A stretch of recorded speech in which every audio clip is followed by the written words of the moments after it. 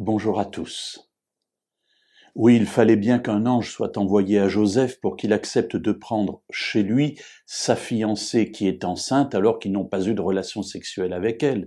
Imaginez-vous la situation. Mais cet ange arrive à convaincre Joseph. Et le récit continue. Nous sommes toujours dans l'évangile selon Matthieu au chapitre 1er. Nous lirons aujourd'hui les versets 24 et 25 pour voir comment se termine cette entrevue. À son réveil, Joseph fit ce que l'ange du Seigneur lui avait ordonné, et il prit sa femme chez lui. Mais il ne la connut pas, jusqu'à ce qu'elle eût enfanté un fils, auquel il donna le nom de Jésus.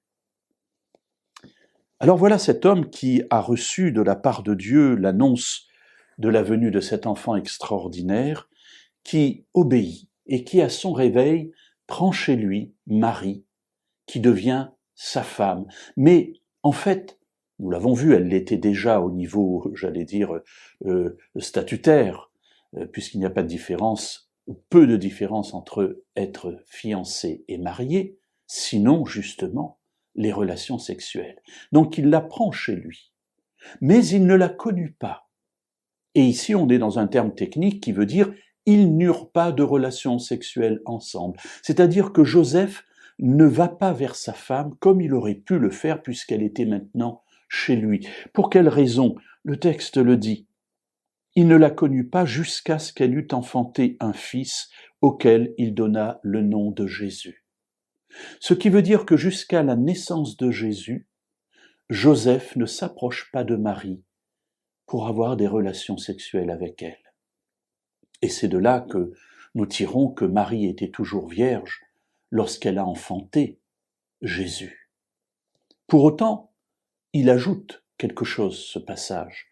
Il nous dit, il ne la connut pas, c'est-à-dire qu'il n'eut pas de relation sexuelle avec elle jusqu'à ce qu'elle eût enfanté, ce qui veut dire qu'à partir du moment où elle a enfanté Jésus, Joseph est allé vers Marie et ils ont eu une vie de couple normale, comme tout Israélite, c'est-à-dire pour avoir d'autres enfants, puisque avoir des enfants, c'est la bénédiction de la famille, selon le livre de la Genèse, la promesse donnée par Dieu lui-même. Alors oui, Marie a eu des relations sexuelles avec Joseph, n'en déplaise à ceux qui pensent le contraire, mais c'est ce que dit le texte biblique ici, et c'est conforme à la tradition et au vécu de toute famille juive. Elle a eu d'autres enfants, les évangiles en parlent, Jésus a eu des frères et des sœurs. Mais jusqu'à ce que Jésus naisse, Joseph a protégé sa femme, parce qu'il ne voulait pas qu'il y ait de doute sur la filiation divine de ce merveilleux enfant qui venait.